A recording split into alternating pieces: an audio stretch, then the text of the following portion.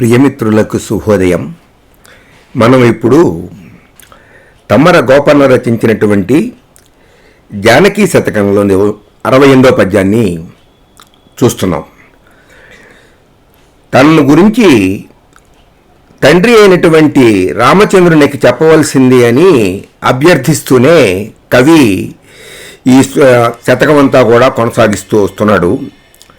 శ్రీ తులసీదళంబుల మరించి యనల్ప సుగంధ బంధురఖ్యాతములైన భవ్య కుసుమాదుల గుర్చిన మాళికావళు ప్రీతిని కంఠమందు సవరించుచు మెల్లన దాపుజేరి నా చేతలు విన్నవింపు రఘుశేఖరుతో దయయుంచి జానకి.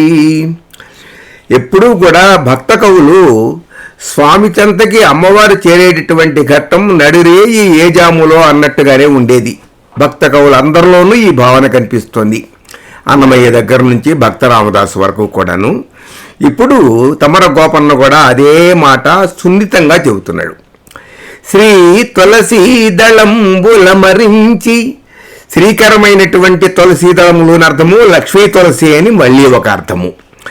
లక్ష్మీ తులసి దళాలతో అమరించినటువంటి అనల్ప సుగంధ బంధురఖ్యాతములైన, అనల్పము పరిమళ భరితముతో నిండినటువంటి భవ్య కుసుమాదుల గూర్చిన మాలికావళు, లక్ష్మీ తులసి దళాలు కూర్చి పరిమళ భరితమైనటువంటి పూలతో అమర్చిన లేక పూలతో కూర్చినటువంటి దండలను ప్రీతిని కంఠమందు సవరించుచు ప్రేమతో నాథుని యొక్క మెడలో వేసి అంతటితో తృప్తి పొందకుండా వాటిని సవరిస్తూ ఆయనతోటి మెల్లగా మాటలు చెప్పమ్మా. ఏమని? నా చేతలు విన్నవింపు రఘుశేఖరుతో, నన్ను గురించి 2 మంచి మాటలు చెప్పు తల్లి, నాకు మోక్షం వచ్చేటట్టుగా చేయమని ప్రార్థిస్తున్నాడు భక్త కవి తమ్మర గోపన్న.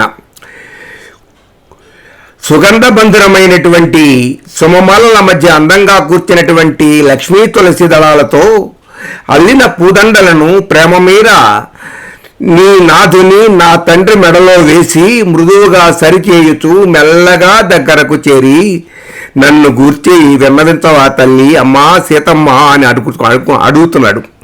శ్రీ తులసీదళంబుల మరించి యనల్ప సుగంధ బంధురఖ్యాతములైన భవ్య కుసుమాదుల గుర్చిన మాలికావళు ప్రీతిని కంఠమందు సవరించుచు మెల్లన దాపు చేరి నా చేతలు విన్నవింపు రఘుశేఖరుతో దయయుంచి జానకి. స్వస్తి.